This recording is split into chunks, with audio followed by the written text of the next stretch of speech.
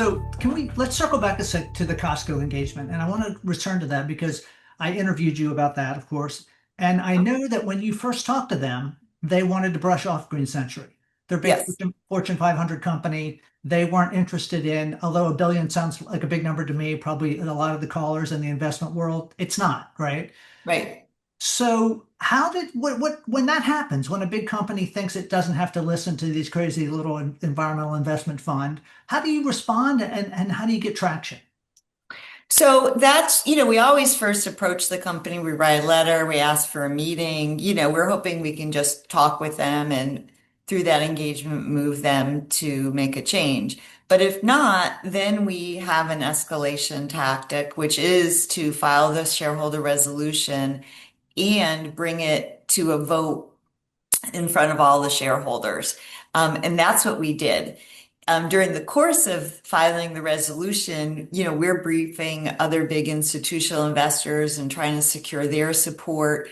These resolutions are not binding, but they send a big signal. And during it, Costco also thought that they could stop us and stop other shareholders from voting for this if they promised to do some of the emissions. Like I said, there's three buckets of big carbon emissions from any company. They, unbeknownst to us, and they didn't tell us, when we're both trying to meet with the big investors that hold a lot of votes, they started saying like, well, we're going to do the easy ones, one and two. And so you don't really need to worry about our supply chain emissions. And one of the investors that we were briefing told us that.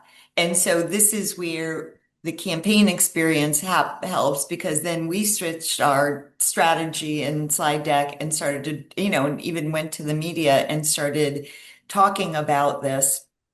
And then when the vote came, we had no idea what would happen, but we got the 70% vote.